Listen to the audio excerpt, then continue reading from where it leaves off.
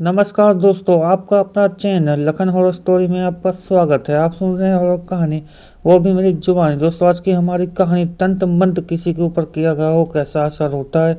चलिए दोस्तों, आज लड़की के माध्यम से आपको बताते हैं कैसा असर होता है, जिसका नाम राधिका। तो चलिए अब ये कहानी राधिका के पॉइंट ऑफ व्यू से सुनते हैं। लेकिन कहानी को शुरू करने से पहले, जैसे कि मैं आप लोगों से हमेशा कहता हूँ कि वैसे तो आप लोगों ने बहुत सी हॉरर कहानियाँ सुनी होंगी, लेकिन मुझे पूरी उम्मीद है कि आज की हमारी यह कहानी सुनकर आपको सच में डर का एहसास होने वाला है। बस मेरी आपसे इतनी गुजारिश है कि आप अगर इस कहानी को पूरा सुनेंगे तो आपको सच में बहुत ज़्यादा मज़ा आने वाला है।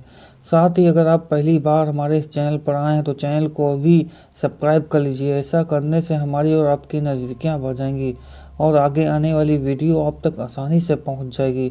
तो ज़्यादा समय ना लेते हुए जल्दी से अपनी कहानी को शुरू करते हैं। नमस्कार दोस्तों, मेरा नाम लखन है और मैं उन्नाव उत्तर प्रदेश का रहने वाला हूँ। आप लोगों ने अपनी ज़िंदगी में बहुत सी भूतियाँ और डरावनी कहानियाँ सुनी होंगी, लेकिन आज मैं आप लोगों के लिए जो कहानी लेकर आया हूँ, उस कहानी को सुनकर आप लोगों को इस बात पर यकीन होगा कि कभी कभार हम लोग किसी ऐसी अनजान जगह पर दस्तक दे देते हैं जहाँ शायद हम लोगों को नहीं जाना चाहिए, क्योंकि हमारे से पहले वहाँ पर कुछ ऐसी चीज़ों की रहस्यमयी रहती है जिससे वह जगह हमारे लिए कहीं ना कहीं खतरनाक साबित हो सकती है।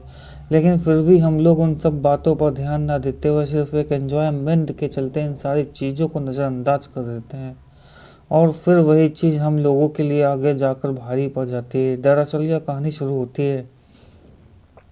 गांव में शौक की लहर थी। चंदपुर के मंदिर के पुजारी पंडित हरिदेव अचानक लापता हो गए थे।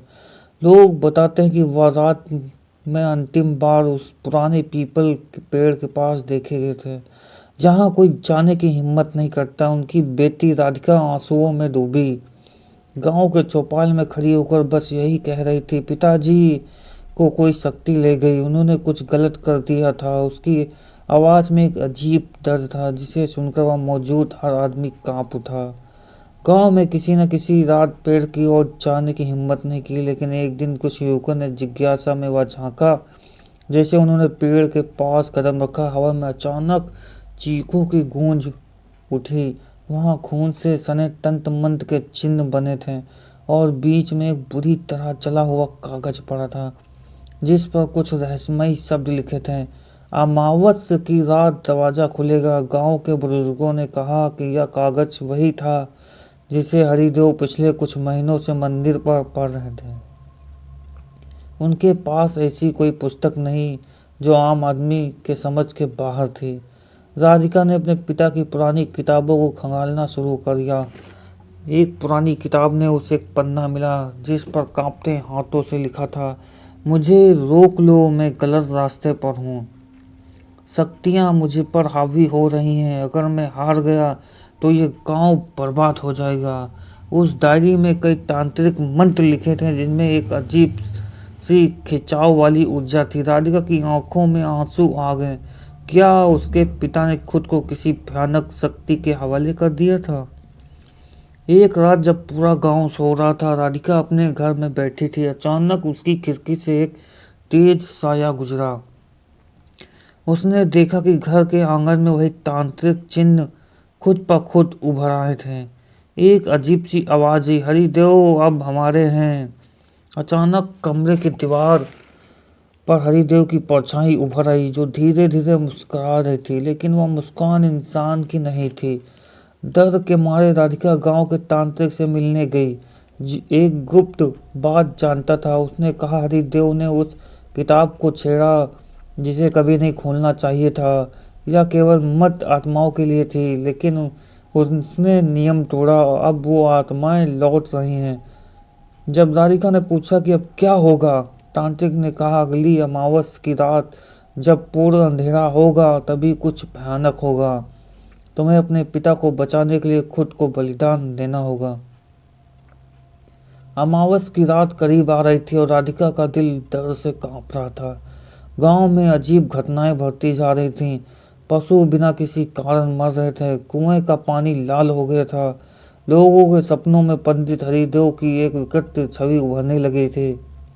राधिका हर रोज अपनी माँ को अपने पिता की तस्वीर के सामने बैठे रोते हुए देखती, लेकिन वह खुद को कमज़ोर नहीं करना चाहती थी। उसने फैसला कर लिया कि इस रहस्य को सुलझाना ही उसका उद्देश्य होगा, चाहे इसकी कीमत कुछ भी हो। गांव के बुजुर्गों ने चेतावनी दी कि इस अमावस्या पर पीपल के पेड़ के नीचे जाना मौत को बुलाने जैसा है, लेकिन राधिका की बेचैनी उसे चैन से नहीं लेने दे रही थी। रात के सन्नाटे में वो अपने दोस्त अर्जुन के साथ वहां पहुंची। हवा में एक ठंडक थी जो धीरे धीरे उनकी हड्डियों में घुस रही थी। अचानक अर्जुन जमीन पर गिर पड़ा। उसके शरीर पर अजीब काले निशान उभर आए और वह दर्द से चीख उठा, वो आ रहा है, हमें भागना होगा। जैसे ही राधिका ने उसे उठाने की कोशिश की, एक काली परछाई पेड़ के पीछे से उभरी। उसकी लाल चमकती आंखें और लंबी टेढ़ी मेढ़ी उंगलियां धीरे धीरे उनकी ओर बढ़ने लगी। राधिका की आंखें के सामने अर्जुन की हालत बिगड़ती जा रही थी। उसकी त्वचा पर खौंचे उभरने लगे, मानो कोई अदृश्य शक्ति उसे काट रही हो। राधिका चीख पड़ी, भगवान के लिए इसे छोड़ दो। लेकिन जवाब में केवल अर्जुन की कराहट सुनाई दी। उसे लगा जैसे वह अपने दोस्त को खो देगी, जैसे उसके पिता की तरह अर्जुन भी इस तांत्रिक शक्ति का शिकार बनने वाला था। उसकी आंखों में आंसू भर आए। लेकिन तभी उसे अपने पिता की डायरी का वह मंत्र याद आया जो बुरी शक्तियों को रोक सकता था। कांपती आवाज में उसने मंत्र पढ़ना शुरू किया और एक पल के लिए अंधेरा थम गया। अर्जुन की सांसें भारी थी लेकिन उसकी आंखें खुल गईं। जब राधिका अर्जुन को संभाल रही थी तभी एक तेज हवा का झोंका आया और वहां खड़े पुराने मंदिर के द्वार खुद ब खुद खुल गए। अंदर कुछ था, कुछ ऐसा जो राधिका की सोच से परे था। एक पुराना पत्थर का सिंहासन जिसके चारों ओर कई खोपड़ियां रखी थी और उन पर तांत्रिक चिन्ह उखड़ आए थे। अचानक दीवारों पर खून से लिखी इबारतें चमक उठी। हरिदेव ने जो खोला उसे बंद करने की हिम्मत नहीं कर पाएगा कोई। राधिका को समझ आ गया कि यह सब उसके पिता के कर्मों का परिणाम था। राधिका और अर्जुन किसी तरह गांव लौट आए, लेकिन दोनों की हालत गंभीर थी। गांव के तांत्रिक ने राधिका को समझाया कि इस समस्या का हल केवल एक पुराने तांत्रिक ग्रंथ में है जिसे सदियों से छुपा कर रखा गया था। लेकिन उस ग्रंथ को पाने के लिए उसे गुप्त तांत्रिक अनुष्ठान करना होगा और यह अनुष्ठान किसी आम इंसान के बस की बात नहीं। राधिका को अब एक ऐसे सच का सामना करना था जिसे जानने के बाद उसकी दुनिया पूरी तरह बदल सकती थी। राधिका पूरी तरह जान चुकी थी उसके पिता पंडित हरिदेव ने तंत्र की वे शक्तियां जग कर दी थी जिन्हें सदियों तक सोया रखा गया था। पूरे गांव में खौफ का माहौल था। हर रात अजीब सड़कों पर पड़ी मरी हुई चिड़ियाएं, मंदिर के अंदर से आती भयानक आवाजें। अर्जुन की हालत बदतर होती जा रही थी। उसकी आंखों गड्ढों में घुस गई थी और उसकी आवाज में एक अजीब कर्क सापन आ गया था। राधिका उसकी पीड़ा देख नहीं पा रही थी। उसने खुद को संभाला और तय किया कि शराब का अंत अब जरूर करेगी, चाहे जान ही क्यों ना चली जाए। गांव के तांत्रिक ने बताया कि इस बला को रोकने के लिए राधिका को अघोर अनुष्ठान करना होगा। यह अनुष्ठान केवल वही कर सकता है जिसकी आत्मा शुद्ध हो, जिसने कभी किसी पर पाप न किया हो। राधिका तैयार थी, लेकिन अनुष्ठान के लिए उसे उसी भूतिया पीपल के पेड़ के नीचे जाना था जहां उसके पिता अंतिम बार देखे गए थे। अंधेरी रात में जब वह वहां पहुंची तो जमीन के नीचे एक भयानक गूंज उठी। पेड़ की जड़ों से खून टपकने लगा और हवा में उसके पिता की छाया उभर आई।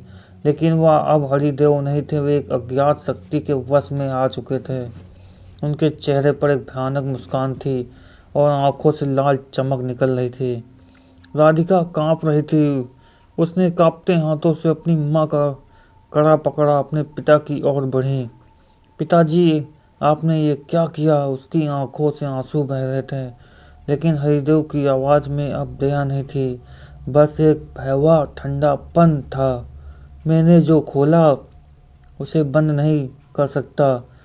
अब बहुत देर हो चुकी है, मुझे भी हमारे साथ आना होगा।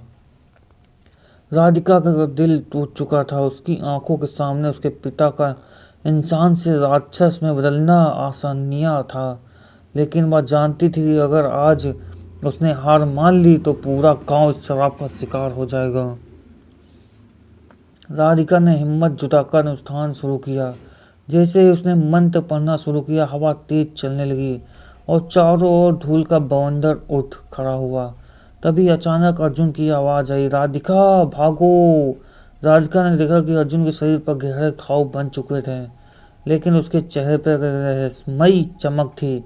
अर्जुन ने बताया कि असली रहस्य हरिदेव की डायरी में नहीं, बल्कि मंदिर की पुरानी देवी मूर्ति के नीचे छुपा था। वहाँ एक शक्तिशाली यंत्र था जिसे हरिदेव ने निकालने की कोशिश की थी, जिससे श्राप की शुरुआत हुई थी। राधिका तुरंत मंदिर की ओर दौड़ी। जैसे ही उसने देवी मूर्ति के नीचे खुदाई शुरू की, वहाँ एक प्राचीन तांत्रिक यंत्र निकला। वह किसी भय रस से जुड़ा हुआ था, लेकिन उसकी ऊर्जा काली थी। तभी हरिदेव की आत्मा वहां प्रकट हुई और चीखते हुए कहा, इसे मत छूना, यह मेरी ताकत है। लेकिन राधिका ने बिना डरे यंत्र को देवी मूर्ति के चरणों में रख दिया। अचानक एक जोरदार चमक हुई। हरिदेव की आत्मा चीखते हुए लुप्त हो गई। पेड़ की जड़ों से बहता खून सूख गया। मंदिर की दीवारें थम गईं। अर्जुन की हालत सुधरने लगी। गांव में धीरे धीरे सब कुछ सामान्य होने लगा, लेकिन राधिका जानती थी कि तंत्र की यह दुनिया इतनी आसान से हार मानने वाली नहीं थी। उसने अपने पिता की डायरी को नदी में प्रवाहित कर दिया और मन ही मन यह प्रण लिया कि अब इस गुप्त विद्या की ओर कभी नहीं देखेगी। अर्जुन ठीक हो गया था, लेकिन उसकी आंखों में अब भी एक भय बैठा था। कहीं यह अंत नहीं, बल्कि एक नई शुरुआत तो नहीं। राधिका मंदिर की सीढ़ियों से उतर रही थी और अचानक एक धीमी फुसफुसाहट उसके कानों में आई, तूने सब कुछ खत्म नहीं किया बच्ची। वह मुड़ी, लेकिन वहाँ कोई था नहीं।